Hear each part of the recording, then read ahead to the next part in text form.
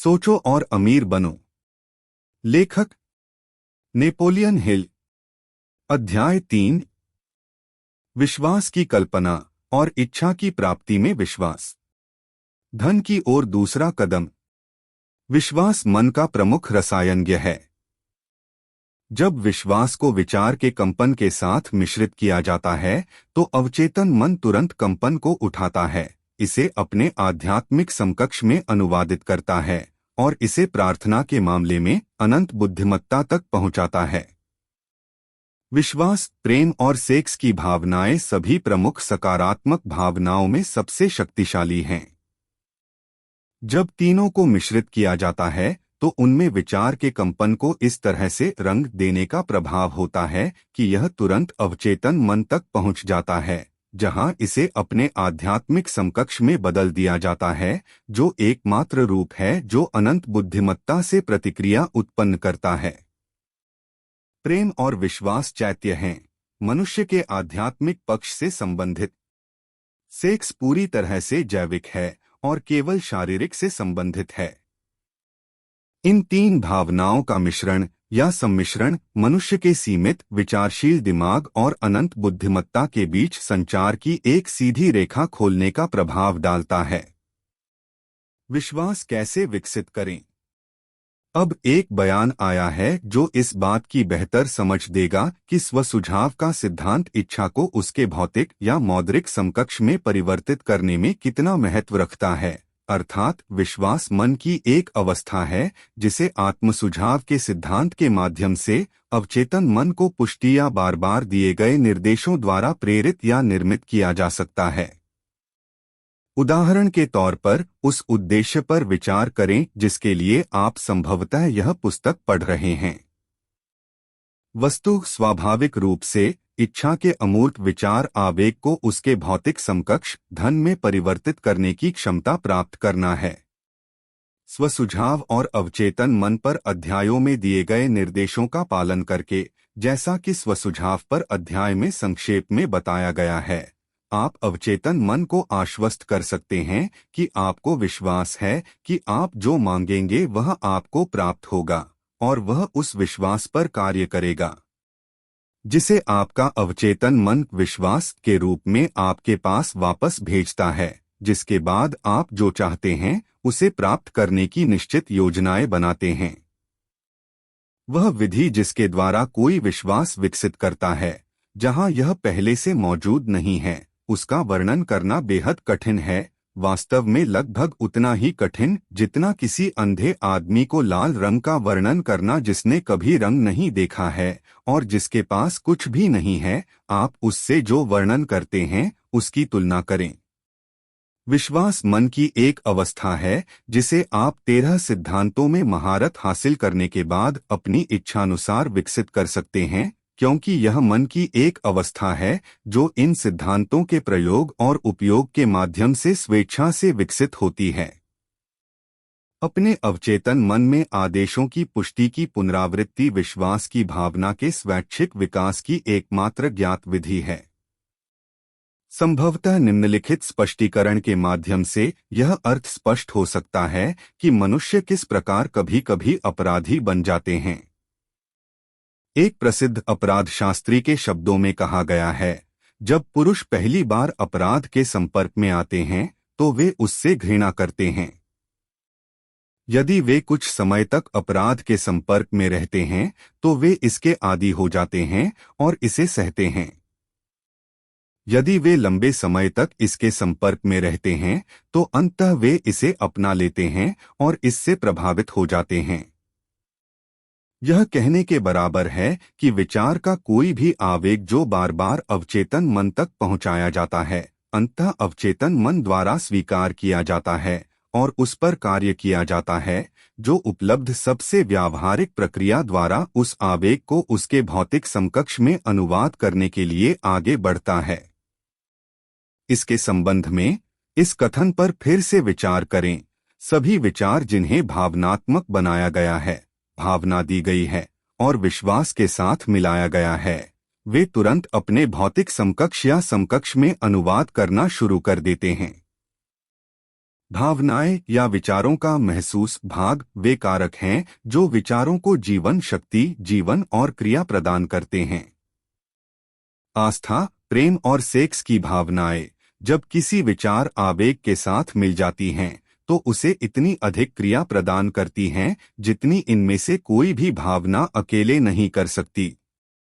न केवल विचार आवेग जो विश्वास के साथ मिश्रित हुए हैं, बल्कि वे जो किसी सकारात्मक भावना या किसी नकारात्मक भावना के साथ मिश्रित हुए हैं, अवचेतन मन तक पहुंच सकते हैं और उसे प्रभावित कर सकते हैं। इस कथन से आप समझ जाएंगे कि अवचेतन मन अपने भौतिक समकक्ष एक नकारात्मक या विनाशकारी प्रकृति के विचार आवेग में अनुवाद करेगा, उतनी ही तत्परता से यह सकारात्मक या रचनात्मक प्रकृति के विचार आवेगों पर कार्य करेगा। यह उस अजीब घटना का कारण है जिसे लाखों लोग अनुभव करते हैं, जिसे दुर्भाग्य या दुर्भाग्य कहा जाता है। ऐसे लाखों लोग हैं जो मानते हैं कि वे किसी अजीब ताकत के कारण गरीबी और असफलता के लिए खुद को बर्बाद कर रहे हैं, जिस पर उनका मानना है कि उनका कोई नियंत्रण नहीं है। वे इस नकारात्मक विश्वास के कारण अपने स्वयं के दुर्भाग्य के निर्माता हैं, जिसे अवचेतन मन द्वारा उठाया जाता है और इसके भौतिक समकक्ष में अनुवादित किया जाता है। यह एक उपयुक्त स्थान है जहां आप फिर से सुझाव दे सकते हैं कि आप किसी भी इच्छा को अपने अवचेतन मन तक पहुंचाकर लाभान्वित हो सकते हैं, जिसे आप प्रत्याशा या विश्वास की स्थिति में उसके भौतिक या मौद्रिक समकक्ष में अनुवादित करना चाहते हैं कि रूपांतरण वास्तव में होगा जगह। आपका विश्वास या विश्वास वह तत्व है जो आपके अवचेतन मन की क्रिया को निर्धारित करता है। ऑटोसजेशन के माध्यम से निर्देश देते समय आपके अवचेतन मन को धोखा देने में कोई बाधा नहीं है, जैसे मैंने अपने बेटे के अवचेतन मन को धोखा दिया था।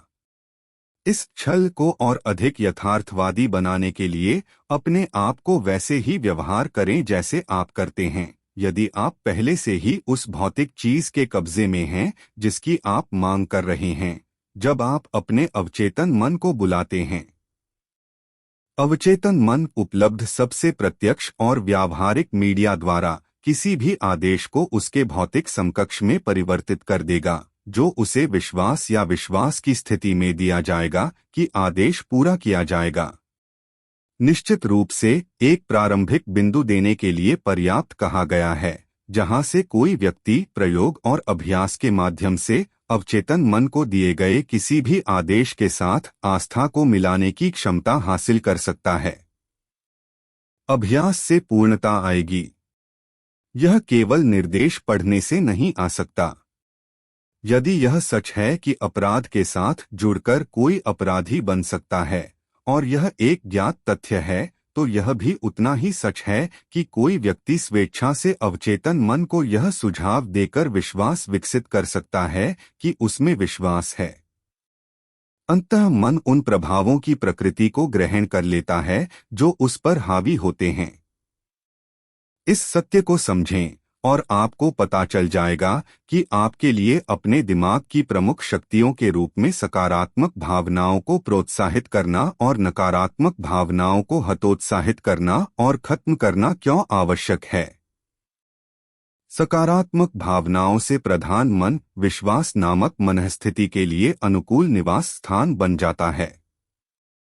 इतना प्रभुत्व वाला मन इच्छानुसार अवचेतन मन को निर्देश दे सकता है, जिसे वह स्वीकार करेगा और तुरंत कार्य करेगा। आस्था मन की एक अवस्था है जो स्वतः सुझाव द्वारा प्रेरित हो सकती है। सभी युगों से धर्मवादियों ने संघर्षरत मानवता को इस, उस और अन्य हठधर्मिता या पंथ में विश्वास रखने की सलाह दी है, लेकिन वे लोगों को यह बताने में विफल रहे हैं कि विश्वास कैसे किया जाए।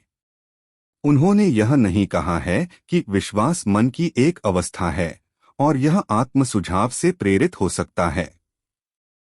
उस भाषा में जिसे कोई भी सामान्य इंसान समझ सकता है, हम उस सिद्धांत के बारे में ज्ञात सभी बातों का वर्णन करेंगे जिसके माध्यम से विश्वास विकसित किया जा सकता है, जहां यह पहले से मौजूद नहीं है। अपने आप में विश्वास रखें अनंत में विश्वास रखें। शुरू करने से पहले आपको फिर से याद दिलाना चाहिए कि विश्वास शाश्वत अमृत है जो विचार के आवेग को जीवन, शक्ति और क्रिया देता है। उपरोक्त वाक्य दूसरी बार, तीसरी बार और चौथी बार पढ़ने लायक है। यह जोर से पढ़ने लायक है। विश्वास समस्त धन संचय का प्रारंभिक बिंदु है। विश्वास सभी चमत्कारों और सभी रहस्यों का आधार है जिनका विज्ञान के नियमों द्वारा विश्लेषण नहीं किया जा सकता है। विश्वास ही विफलता का एकमात्र ज्ञात उपाय है। आस्था वह तत्व है, रसायन है, जो प्रार्थना के साथ मिश्रित होने पर व्यक्ति को अनंत बुद्धिमत्ता से सीधा संचार कराता है। विश्वास वह तत्व है जो मनुष्य के सीमित मन द्वारा निर्मित विचार के सामान्य कंपन को आध्यात्मिक समकक्ष में बदल देता है। विश्वास ही एकमात्र ऐसी एजेंसी है जिसके माध्यम से मनुष्य द्वारा अनंत बुद्धिमत्ता की ब्रह्मांडीय शक्ति का दोहन और उपयोग किया जा सकता है। उपरोक्त प्रत्येक कथन प्रमाण देने में सक्षम है। प्रमाण सरल है और आसानी से प्रदर्शित किया जा सकता है। यह स्वसूचना के सिद्धांत में लिपटा हुआ है। इसलिए आइए हम अपना ध्यान आत्म सुझाव के विषय पर केंद्रित करें और पता लगाएं कि यह क्या है और यह क्या हासिल करने में सक्षम है। यह एक सर्वविदित तथ्य है कि कोई भी व्यक्ति जो कुछ भी अपने आप से दोहराता है, अंततः उस पर विश्वास करने लगता है, चाहे वह कथन सही हो या गलत। यदि कोई व्यक्ति एक झूठ को बार बार दोहराता है तो वह अंततः झूठ को सच मान लेगा। इसके अलावा वह विश्वास करेगा कि यह सच है। प्रत्येक व्यक्ति जो कुछ भी है वह उन हावी विचारों के कारण है जिन्हें वह अपने दिमाग पर हावी होने देता है। जिन विचारों को मनुष्य जानबूझकर अपने मन में रखता है और सहानुभूति के साथ प्रोत्साहित करता है और जिनके साथ वह किसी एक या अधिक भावनाओं को मिलाता है, वे प्रेरक शक्तियां होती हैं जो उसके हर आंदोलन, कार्य और कर्म को निर्देशित और नियंत्रित करती हैं। अब सत्य का एक बहुत ही महत्वपूर्ण कथन आता है। जो विचार भावनाओं की किसी भी अनुभूति से मिश्रित होते हैं, वे एक चुंबकीय शक्ति का निर्माण करते हैं जो आकाश के कंपन, अन्य समान या संबंधित विचारों को आकर्षित करती है। भावनाओं से इस प्रकार चुंबकित किए गए विचार की तुलना उस बीज से की जा सकती है जो उपजाऊ मिट्टी में बोया जाता है, अंकुरित होता है, बढ़ता है और बार बार खुद को बढ़ाता है, जब तक कि जो मूल रूप से एक छोटा बीज था वह अनगिनत लाखों बीज नहीं बन जाता। वही ब्रांड ईथर कंपन की शाश्वत शक्तियों का एक महान ब्रह्मांडीय द्रव्यमान है। यह विनाशकारी कंपन और रचनात्मक कंपन दोनों से बना है। यह हर समय भय, गरीबी, बीमारी, विफलता, दुख के स्पंदन लेकर आता है और समृद्धि, स्वास्थ्य, सफलता और खुशी के कंपन, ठीक वैसे ही जैसे यह संगीत के सैकड़ों ऑर्केस्ट्रेशन और सैकड़ों मानवीय आवाजों की ध्वनि को वहन करता है, जिनमें से सभी अपने स्वयं के व्यक्तित्व और पहचान के माध्यम को बनाए रखते हैं। रेडियो ईथर के विशाल भंडार से मानव मन लगातार उन तरंगों को आकर्षित कर रहा है जो मानव मन पर हावी होने वाली तरंगों के साथ सामंजस्य स्थापित करती हैं। कोई भी विचार, योजना या उद्देश्य जो कोई व्यक्ति अपने मन में रखता है, ईथर के कंपन से अपने रिश्तेदारों के एक समूह को आकर्षित करता है, इन रिश्तेदारों को अपने बल में जोड़ता है और तब तक बढ़ता है जब तक कि वह प्रभुत्वशाली, प्रेरक मास्टर नहीं बन जाता उस व्यक्ति का जिसके मन में यह बसा हुआ है। अब आइए शुरुआती बिंदु पर वापस जाएं और जानें कि किसी विचार, योजना या उद्देश्य का मूल बीज दिमाग में कैसे बोया जा सकता है। जानकारी आसानी से संप्रेषित की जाती है। किसी भी विचार, योजना या उद्देश्य को विचार की पुनरावृत्ति के माध्यम से दिमाग में रखा जा सकता है। यही कारण है कि आपसे अपने प्रमुख उद्देश्य या निश्चित मुख्य उद्देश्य का एक विवरण लिखने, इसे स्मृति में रखने और इसे श्रव्य शब्दों में दिन ब दिन दोहराने के लिए कहा जाता है, जब तक कि ध्वनि के ये कंपन आपके अवचेतन मन तक नहीं पहुंच जाते। हम जो कुछ भी हैं, विचार के उन स्पंदनों के कारण हैं जिन्हें हम अपने दैनिक परिवेश की उत्तेजनाओं के माध्यम से उठाते और पंजीकृत करते हैं। किसी भी दुर्भाग्यपूर्ण वातावरण के प्रभाव को त्यागने और अपने जीवन को सुव्यवस्थित बनाने का संकल्प लें। मानसिक संपत्तियों और देनदारियों की सूची लेने पर आप पाएंगे कि आपकी सबसे बड़ी कमजोरी आत्मविश्वास की कमी है। स्वसुझाव के सिद्धांत की सहायता से इस बाधा पर काबू पाया जा सकता है और कायरता को साहस में बदला जा सकता है। इस सिद्धांत का अनुप्रयोग लिखित, याद किए गए और दोहराए गए सकारात्मक विचार आवेगों की एक सरल व्यवस्था के माध्यम से किया जा सकता है, जब तक कि वे आपके दिमाग के अवचेतन संकाय के कामकाजी उपकरण का हिस्सा नहीं बन जाते। आत्मविश्वास सूत्र। पहला, मैं जानता हूं कि मेरे पास जीवन में अपने निश्चित उद्देश्य की वस्तु को प्राप्त करने की क्षमता है, इसलिए मैं इसकी प्राप्ति के लिए खुद से निरंतर कार्रवाई की मांग करता हूं, और मैं यहां और अभी ऐसी कार्रवाई करने का वादा करता हूं। दूसरा, मुझे एहसास है कि मेरे मन के प्रबल विचार अंततः खुद को बाहरी भौतिक क्रिया में पुनः उत्पन्न करेंगे और धीरे धीरे खुद को भौतिक वास्तविकता में बदल देंगे। इसलिए मैं जिस व्यक्ति बनना चाहता हूं उसके बारे में सोचने के कार्य पर मैं प्रतिदिन 30 मिनट के लिए अपने विचारों को केंद्रित करूंगा, जिससे मेरे दिमाग में उस व्यक्ति की एक स्पष्ट मानसिक तस्वीर बन जाती है। तीसरा, मैं ऑटोसजेशन के सिद्धांत के माध्यम से जानता हूं, कोई भी इच्छा जो मैं लगातार अपने मन में रखता हूं वह अंततः वस्तु को प्राप्त करने के कुछ व्यावहारिक माध्यमों के माध्यम से अभिव्यक्ति की तलाश करेगी। इसलिए मैं स्वयं के विकास की मांग करने के लिए प्रतिदिन 10 मिनट समर्पित करूंगा। आत्मविश्वास। चौथा, मैंने जीवन में अपने निश्चित मुख्य लक्ष्य का विवरण स्पष्ट रूप से लिखा है और मैं तब तक प्रयास करना बंद नहीं करूंगा जब तक कि मैं इसे प्राप्त करने के लिए पर्याप्त आत्मविश्वास विकसित नहीं कर लेता। पांचवां, मुझे पूरी तरह से एहसास है कि कोई भी धन या पद लंबे समय तक टिक नहीं सकता है जब तक कि वह सत्य और न्याय पर आधारित न हो, इसलिए मैं ऐसे किसी भी लेन देन में शामिल नहीं होऊंगा जिससे उन सभी को लाभ न हो जो इसे प्रभावित करते हैं। मैं उन शक्तियों को अपनी ओर आकर्षित करके और अन्य लोगों के सहयोग से सफल होऊंगा जिनका मैं उपयोग करना चाहता हूं। दूसरों की सेवा करने की मेरी इच्छा के कारण मैं दूसरों को अपनी सेवा करने के लिए प्रेरित करूंगा। मैं समस्त मानवता के प्रति प्रेम विकसित करके नफरत, ईर्ष्या, स्वार्थ और संशयवाद को खत्म कर दूंगा, क्योंकि मैं जानता हूं कि दूसरों के प्रति नकारात्मक रवैया मुझे कभी सफलता नहीं दिला सकता। मैं दूसरों को मुझ पर विश्वास करने के लिए प्रेरित करूंगा क्योंकि मैं उन पर और खुद पर विश्वास करूंगा।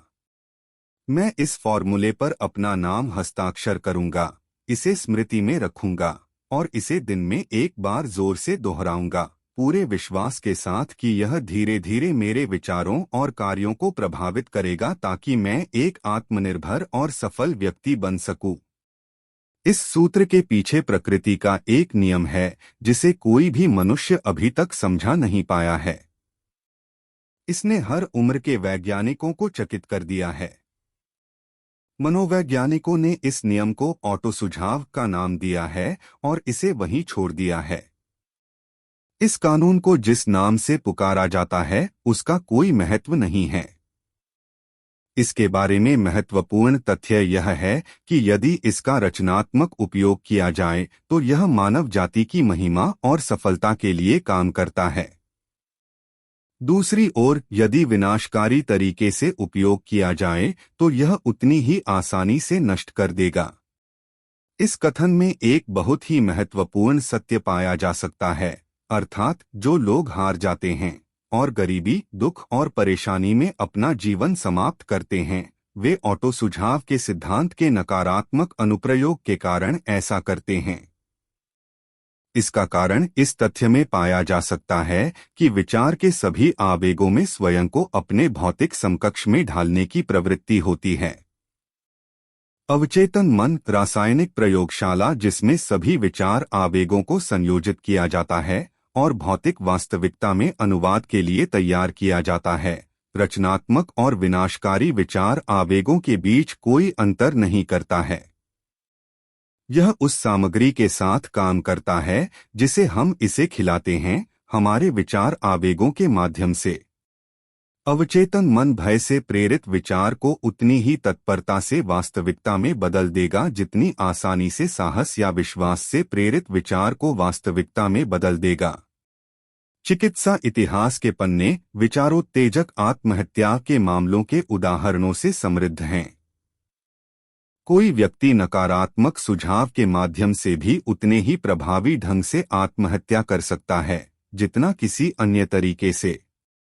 एक मध्य पश्चिमी शहर में जोसेफ ग्रांट नाम का एक बैंक अधिकारी नाम का व्यक्ति निदेशकों की सहमति के बिना बैंक से बड़ी रकम उधार लेता था। वह जुए में पैसे हार गया। एक दोपहर बैंक परीक्षक आया और खातों की जांच करने लगा। ग्रांट ने बैंक छोड़ दिया, एक स्थानीय होटल में एक कमरा लिया और जब 3 दिन बाद उन्हें वह मिला तो वह बिस्तर पर पड़ा हुआ था, रो रहा था और कराह रहा था, बार बार इन शब्दों को दोहरा रहा था, हे भगवान, यह मुझे मार डालेगा, मैं अपमान बर्दाश्त नहीं कर सकता। कुछ ही देर में वह मर गया। डॉक्टरों ने मामले को मानसिक आत्महत्या बताया। जिस प्रकार बिजली उद्योग के पहियों को घुमाएगी और यदि रचनात्मक रूप से उपयोग किया जाए तो उपयोगी सेवा प्रदान करेगी, या यदि गलत तरीके से उपयोग किया जाए तो जीवन खत्म हो जाएगा, तो क्या स्वसुझाव का नियम आपको शांति और समृद्धि की ओर ले जाएगा, या अपनी समझ और इसके प्रयोग की डिग्री के अनुसार दुख, विफलता और मृत्यु की घाटी में उतर जाएं? यदि आप अपने मन को अनंत बुद्धिमत्ता से जुड़ने और उसकी शक्तियों का उपयोग करने की क्षमता में डर, संदेह और अविश्वास से भर देते हैं, तो ऑटोसजेशन का नियम अविश्वास की इस भावना को ले लेगा और इसे एक पैटर्न के रूप में उपयोग करेगा जिसके द्वारा आपका अवचेतन मन इसका अनुवाद करेगा। इसके भौतिक समकक्ष में यह कथन उस कथन के समान सत्य है कि 2 और 2 4 हैं। हवा की तरह जो एक जहाज को पूर्व और दूसरे को पश्चिम की ओर ले जाती है, स्वसुझाव का नियम आपको ऊपर उठाएगा या नीचे खींचेगा, जिस तरह से आप अपने विचारों की पाल स्थापित करते हैं। स्वसुझाव का नियम, जिसके माध्यम से कोई भी व्यक्ति कल्पना को चकरा देने वाली उपलब्धियों की ऊंचाइयों तक पहुंच सकता है, निम्नलिखित श्लोक में अच्छी तरह से वर्णित है। अगर आपको लगता है कि आपको पीटा गया है तो आप हैं। यदि आप सोचते हैं कि आप में साहस नहीं है तो आप ऐसा नहीं करते। यदि आप जीतना पसंद करते हैं लेकिन सोचते हैं कि आप जीत नहीं सकते, यह लगभग निश्चित है कि आप ऐसा नहीं करेंगे। अगर आपको लगता है कि आप हार जाएंगे तो आप हार गए हैं। दुनिया से बाहर हम पाते हैं सफलता की शुरुआत साथी की इच्छा से होती है। यह सब मन की स्थिति में है। अगर आपको लगता है कि आप पिछड़ गए हैं तो आप हैं। आपको ऊपर उठने के लिए ऊंचा सोचना होगा। आपको पहले अपने बारे में आश्वस्त होना होगा। आप कभी भी पुरस्कार जीत सकते हैं। जीवन की लड़ाइयां हमेशा नहीं चलती ताकतवर या तेज आदमी के लिए, लेकिन देरसवेर वही व्यक्ति जीतता है जो जीतता है। क्या वह आदमी है जो सोचता है कि वह कर सकता है?